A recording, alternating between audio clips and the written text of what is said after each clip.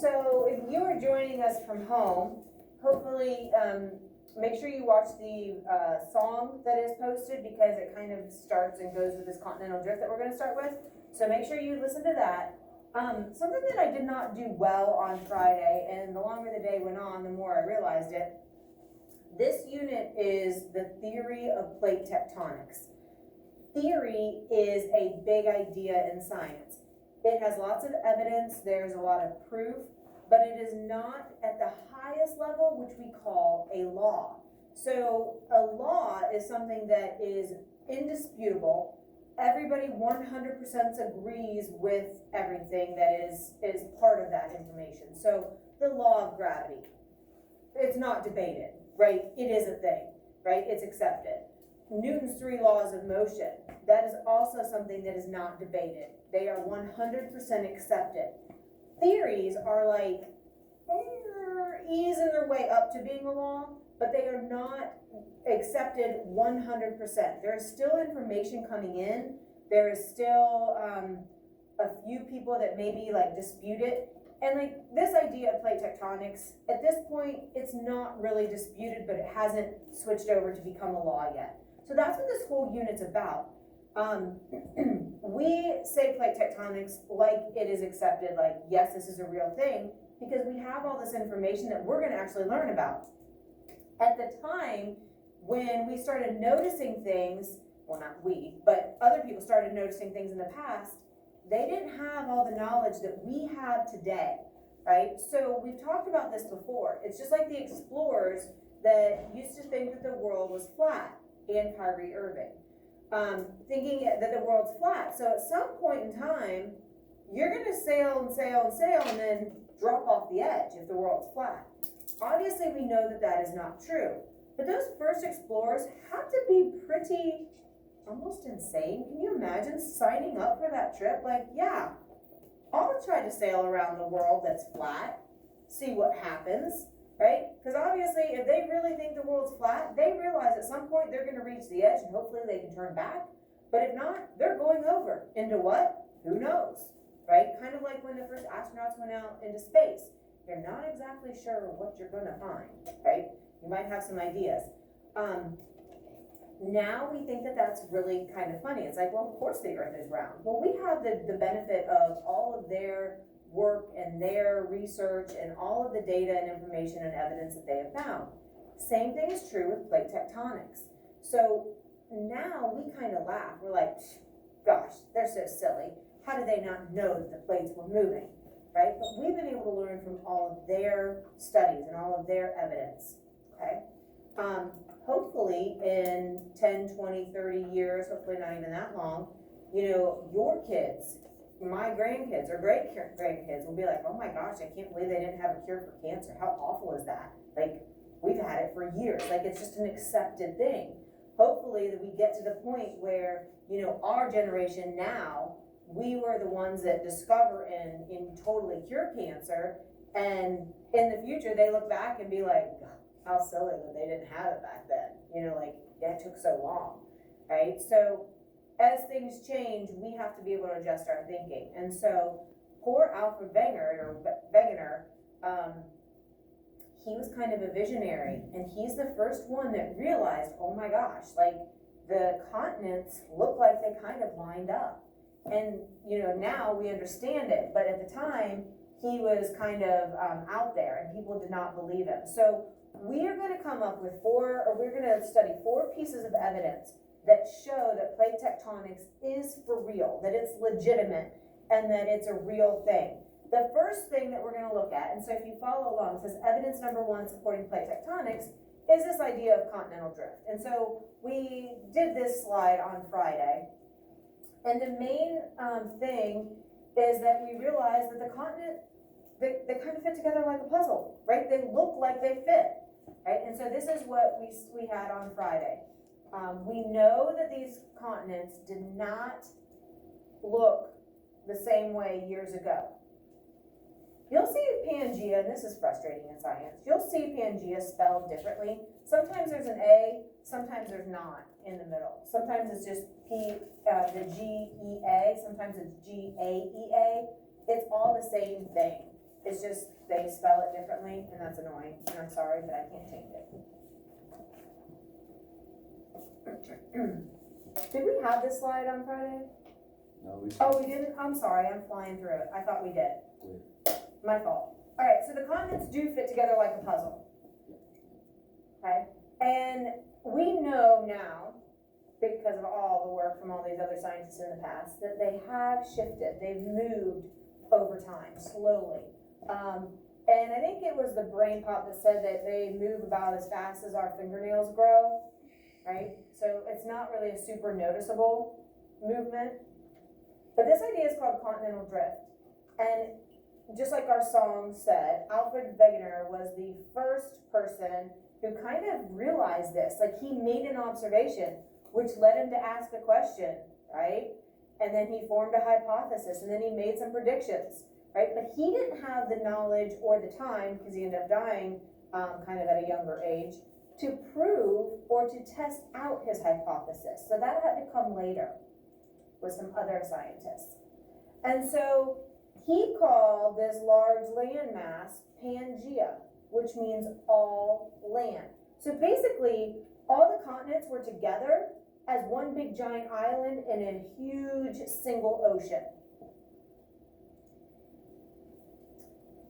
And this was extremely controversial.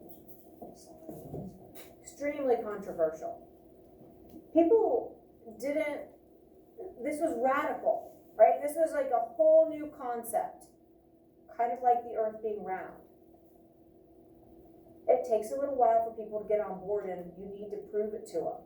Which you should. People should just be like, wow, that's a crazy idea, I'm going with it. Right? That's not how humans, usually we're fairly skeptical. And that's okay. Like, we need to have things proven to us, and that's part of kind of making them more valid and understandable and believable.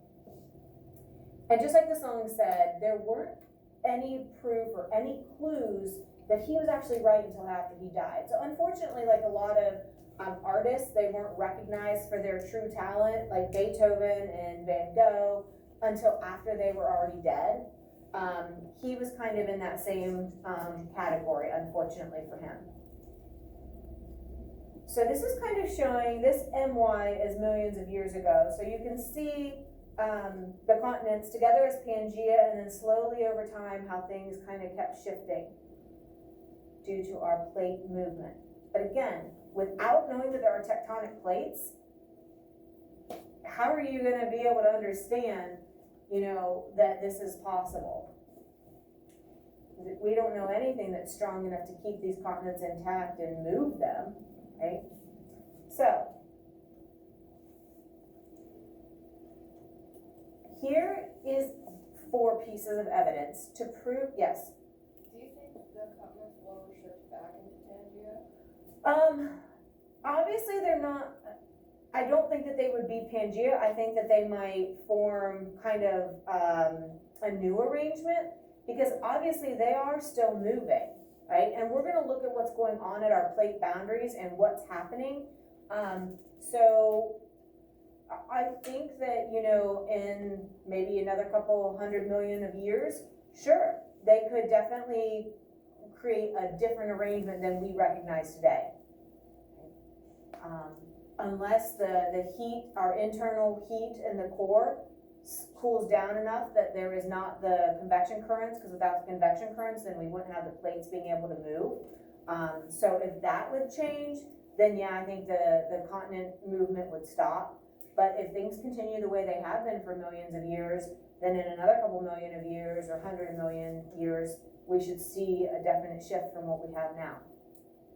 So we are on evidence number 1 of plate tectonics, right, which is continental drift. Definitely proves that, you know, there's some plate action happening.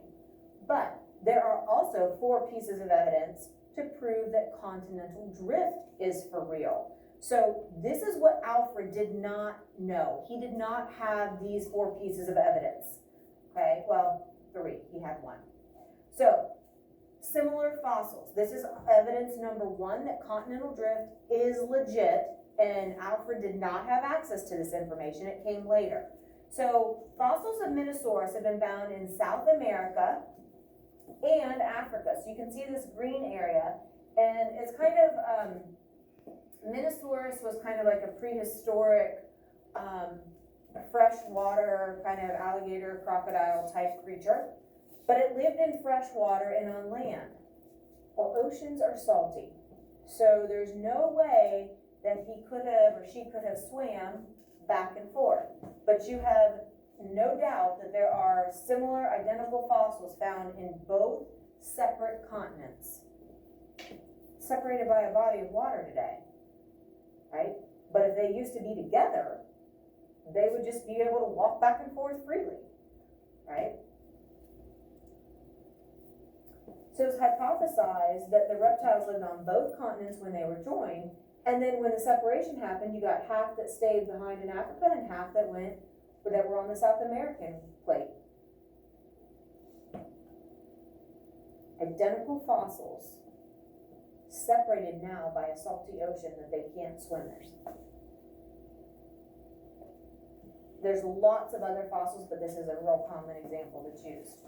So this is seen all over the world, where you have matching fossils that are now separated by means that the animal couldn't have crossed. Idea number 2 to support continental drift is similar climates. So you have some evidence of tropical plants that are found in areas that are Arctic or frozen today. So like palm trees at the North Pole, right? Obviously not sitting there growing now, but the remains of them. And I'm just making up a tropical plant, right? I don't know if there's actually been palm trees found at the North Pole. And then glaciers, all the glacial evidence, striations, erratics, right? Eskers, kettles, evidence of glacial activity found at the equator.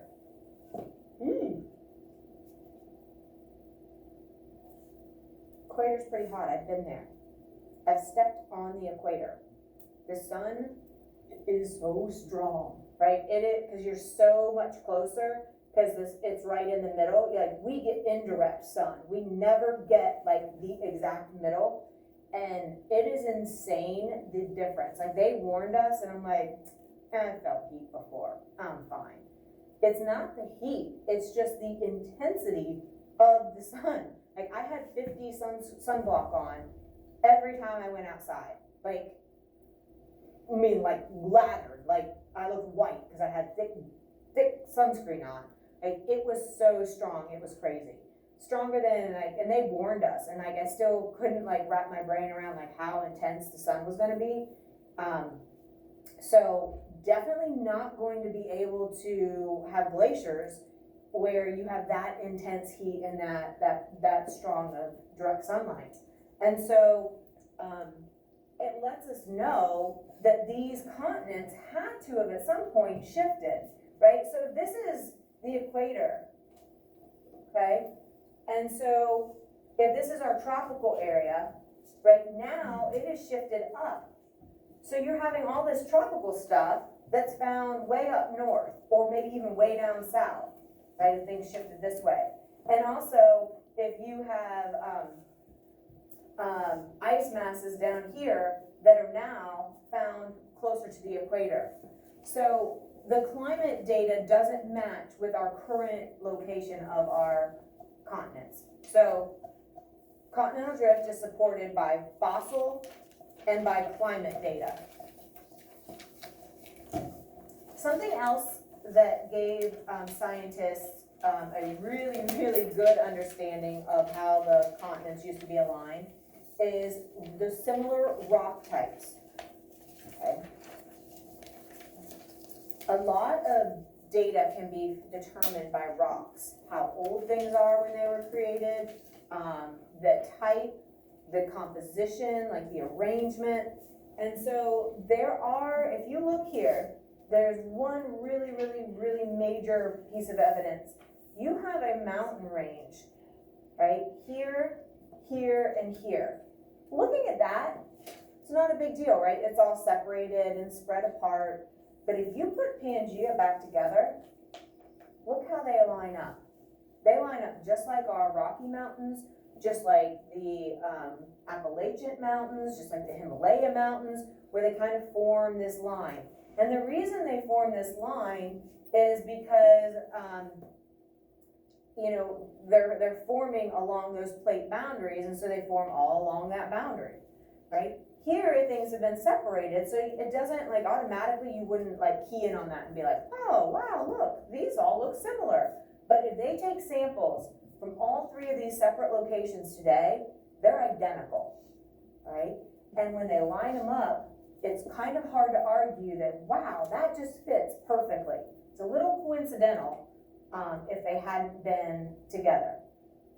So these Appalachian Mountains that we have, right, you find here in Greenland and you find also in Western Europe. So fossils, climates, rock type, and then finally, South America and Africa, they also have, and it's not as dramatic, but they also have rocks that are similar in structure that aren't really found in other places of the world.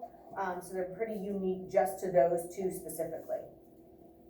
Again, not as dramatic as our mountain range, but still good evidence. And then finally, and this is the one that kind of gave Alfred the observation in the first place, they kind of look like a puzzle, the way they fit together. And so that's what keyed him in to this idea that, oh my gosh, these continents could have been together in the past, right? And then they have separated into what we see them today. That's what he knew. That's what he, gave him the clue. It wasn't until later on when they started getting this fossil data and rock data and climate data that people were like, dang, he was onto something. Like, he got it. He just didn't have time and didn't have the means to get that data to prove it. All right, so the similarity of the coastlines match up pretty nicely. Notice in even a lot of, most of these pictures, it's not showing them totally touching. Underneath, part of the lithosphere that is starting the upper mantle and then that very bottom part of the crust, it lines up even better than just our coastlines. Because think about what happens with weathering and erosion. Anything that's above the surface is going to experience weathering and erosion. So there's going to be some slight changes to the coastlines over thousands and millions of years, right? But the actual plates that they're resting on line up even better than what we can visually see, like if we plot just like what we see above water. And so even though that erosion is continually changing the shorelines, the plates beneath match up so beautifully. Even more than the good matchup that we see, just with what the continents are today. And so when all the continents were together, they must have been one huge ocean surrounding them, and they were basically like the giant island. Pangea, all land, which is a good name for it. Weird word, but good meaning.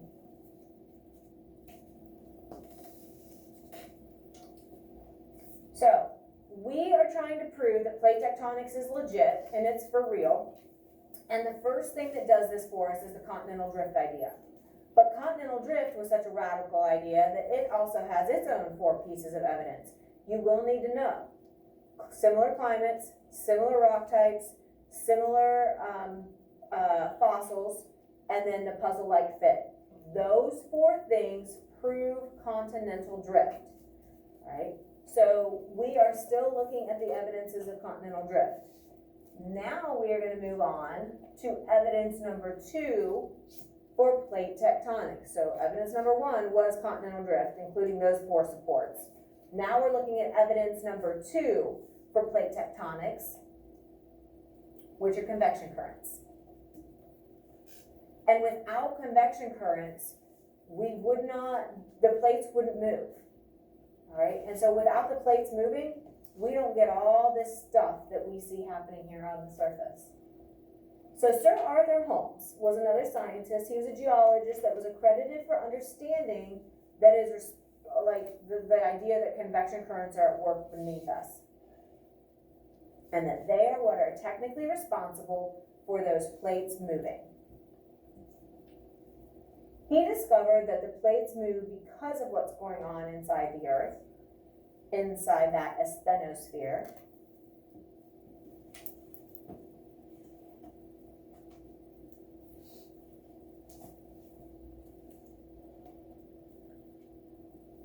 and it's those convection currents in the asthenosphere that the plates are resting on. So remember, if you think of the asthenosphere like the pool and the plates like the raft, right? As the water is swirling, it moves the rafts, or as the convection currents are cycling in the asthenosphere, it moves your plates.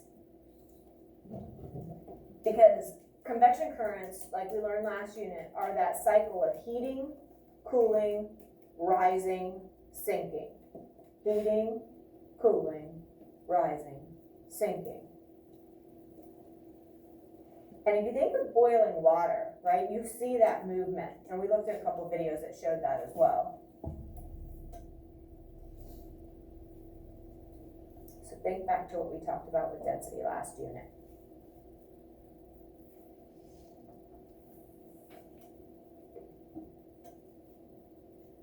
So, continental drift, convection currents.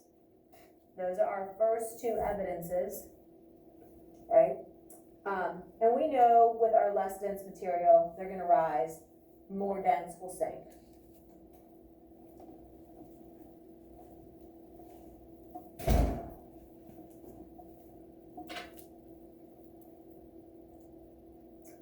All right, so we know, just to kind of reinforce last unit, the convection current energy comes from the core. Without that heat, we would not have the convection currents, because you need that heat to make things less dense so that it will rise. And then you need it to get away from the heat so it'll get cold, so it'll get more dense, so that it'll sink again. When I checked this, it was being a little difficult. Yes, still difficult. All right, we'll try to come back to that. All right, that leads us to our third piece of evidence to support plate tectonics, which is this idea called sea floor spreading. Guess what the sea floor is going to do?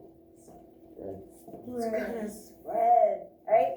So it does exactly what it says, and you can kind of see this. This is the sea floor, this is the ocean, this is the asthenosphere, right? And so this is the lithosphere, because you have the top portion of the crust, or the mantle, excuse me, and then the crust is sitting on top of it. You can see it looks like it's spreading or pulling apart. So, continental drift, convection currents, and sea floor spreading. Those are our three pieces of evidence so far to prove plate tectonics is legit. All right, so we know that hot, less dense material beneath Earth's crust is going to rise towards the surface. It's going to flow sideways, and as it does this, it's going to carry sea floor away from the ridge in both directions. This happens at something called a divergent plate boundary. We're going to get to that here very shortly. But what does it mean to divide? When you think of divide, what's it mean? To split or to separate, right? So at boundaries, two plates that are next to each other, you have three options. They can separate or divide, they can collide or come together with a convergent boundary, or they can slide past each other at a transform boundary. So those are your three options. So here, the plates are actually pulling or splitting apart. They're dividing, and we call those divergent. Well, if something's spreading apart, and you have hot magma right here that's less dense, it's going to just naturally rise to the surface because now there's an opening. And so all along this plate boundary, as it's spreading, new magma can come and fill that, right? And so the idea that the sea floor is going to spread is called sea floor spreading. And there was data that Harry Hess and Robert Dietz gathered, and once they started looking at all their information, they were like, wow, the sea floor is actually spreading apart, and they coined that term, or they named this process sea floor spreading. And so as the sea floor moves apart, magma moves up and flows from the cracks and becomes solid to form new ocean crust. Because as soon as it reaches up here, it's going to start to cool off, right? Because the bottom of the ocean gets no heat from the sun, right? Or maybe I shouldn't say no, like very, very, very, very little, if any, right? And so it's gonna instantly cool. It'd be like taking that hot pan of brownies and shoving them in the freezer. It's gonna start to solidify and get hard really quickly. And that's what happens on either side of the ridge. And so obviously this is gonna be the youngest, and it's gonna be still warmer than it is out here, but you know, it's starting that cooling down process, and it's gonna make new ocean floor. Maybe. Let me try this one. Some of these links, they do change periodically. We'll see if this one's being, oh yeah, Adobe. Afraid of that. So this one's still showing kind of the same idea. But something interesting that's happening is here at the middle, like along either side of the ridge, that's gonna be the absolute youngest ocean crust. Because think about it, that's where the fresh magma has come up. And so as soon as it starts to cool, it becomes new crust. But then everything's gonna just keep getting pushed out from, like if this is the center, it's gonna just keep getting pushed farther and farther. So you're gonna have your oldest crust all the way out here and your youngest right there with that fresh new magma. So if you always just find where the fresh new magma is, that's gonna be what cools, and that's gonna be where you find your new ocean crust. And if you remember back to last unit, the ocean crust is only like 180 million years old. It's a lot younger than the 4.6 billion years of the rest of the crust, right? Our continental crust. And this is why. It's basically always kind of forming new ocean crust, so it's never as old as our original planet is. All right, so the ocean floor is not flat. And so at these divergent plate boundaries, the crust spreads apart, and then it leaves this opening all along that divergent boundary, all along that line. And so new magma can flow up in there, and it can form something that we call mid-ocean ridges. This is one of your vocab words, mid-ocean ridges. Named that because they form a ridge, or kind of like a rise area, in the middle of the ocean. So if divergent boundaries are with oceanic crust, this happens. The plates pull apart, the new magma oozes to the top, and it hardens, and you can see it kind of, this is kind of weird, sometimes people are like, ew, that's gross, kind of reminds me of, all right, so my son is not very clean with his toothpaste, and thank goodness he has his own bathroom when he's home and he uses his own stuff. But like he would squeeze the toothpaste and like just get like a little bit and then like leave a little of the toothpaste and then it hardens. And then you squeeze more toothpaste and then a little bit more squeezes through. But it builds that big, gunky, nasty toothpaste head at the top of the, you know, can you picture it? Hopefully nobody in your house does that, but he does it. Yeah? My little brother does it. I don't know what it is with little boys. Yeah, there's something, like, because like I said, he's my son's better, but it was really bad when he was young. Like, I'm like, just wipe it off. Like, get that off. It's like, squeeze a little and then it hardens, then you have to barely squeeze and then a little bit comes out, and then that hardens, right? And that's kind of what it reminds me of. It's a buildup of this magma, and it keeps cooling, and so it kind of spreads, but then more magma comes up, and then it cools and hardens, and then it kind of spreads. So you see it kind of is just like chunky and rough. Like, it's not like this smooth ocean. Like when you walk out into the ocean off the beach, it's always smooth. So I think a lot of times we incorrectly think, hey, it's all nice and smooth, right? But there's really all of these ridges and rough areas because of how this new magma is coming up. This is actually showing there's a special mid-ocean ridge called the Mid-Atlantic Ridge at an oceanic divergent boundary right between the North American continent and in Africa, right? You have the Atlantic Ocean.